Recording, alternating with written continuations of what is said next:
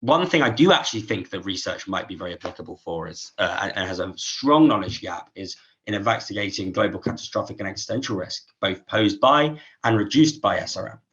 Both these worst case scenarios are very underexplored in both climate change and SRM. These include things like extreme warming and tipping points. That stuff's been a little bit more research, particularly the higher end of warming. But nonetheless, it also includes things like societal responses, both to climate change and to SRM.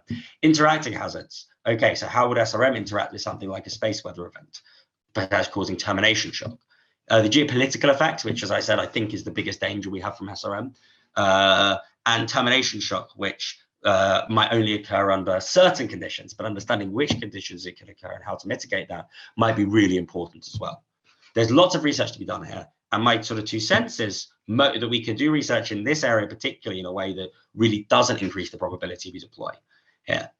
We might have important implications of global catastrophic and existential risk for governance, highlighting the need for global cooperation, highlighting the need, particularly of cooperation probably between the US and also the need for things in place that can give us guidance towards sort of the worst case end here. We also want to consider worst case scenarios because it's useful for robust risk analysis. It's important over a wide variety of ethical views to understand the worst case scenarios. And we might care about intergenerational justice or care for future generations, which might become particularly important when we're looking at the most extreme end of this, of these sort of worst case scenarios, both from climate change and from SRM.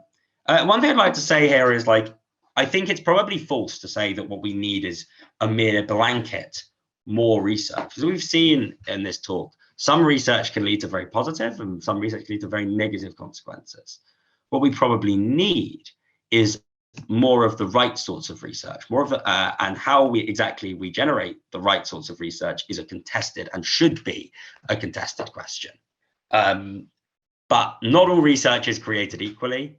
Even the same research project with the same research question with the same results in a different political context, done by different people with a different framing, with different communication, can be different.